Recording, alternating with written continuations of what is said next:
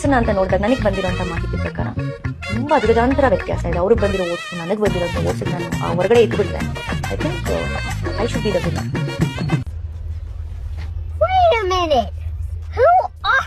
Actually ನನಗೆ ಬಂದಿರುವಂತ ಮಾಹಿತಿ ಇದು ಯಾವ್ದು ಕಾಮಿಡಿ ಶೋ ಅಲ್ಲ, ಬಿಗ್ ಬಾಸ್ ಅನ್ನುವಂಥದ್ದು ಒಂದು ವ್ಯಕ್ತಿತ್ವಗಳ ಆಟ.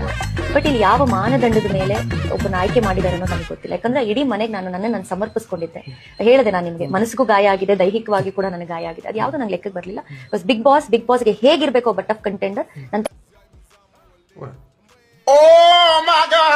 ತುಂಬಾ ಹೆಮ್ಮೆಯಿಂದ ಹೇಳ್ತೀನಿ. ಇಲ್ಲಿವರೆಗೂ ಈ ತರದ ಒಂದು ಸ್ಟ್ರಾಂಗ್ ಕಂಟೆಸ್ಟೆಂಟ್ ಬಿಗ್ ಬಾಸ್ ಬಂದಿಲ್ಲ. ಇನ್ನು ಮುಂದೆ ಬರ್ತಾರೆ ಅಂದ್ರೆ ಅದು ನನ್ನನ್ನು ಮೀರಿನೇ ಹೋಗ್ಬೇಕು. ಸೊ ಆ ಪ್ರೌಡ್ನೆಸ್ ನನಗಿದೆ. ಗಿಲ್ಲಿ ಗೆದ್ದಿದ್ದು ನನಗೆ ತುಂಬಾ ಬೇಜಾರಾಗಿದೆ. ಎಸ್, ಬೇರೆಯವರು ಗೆಲ್ಬೇಕಿತ್ತು, ಗಿಲ್ಲಿ ಯಾಕಿಂತ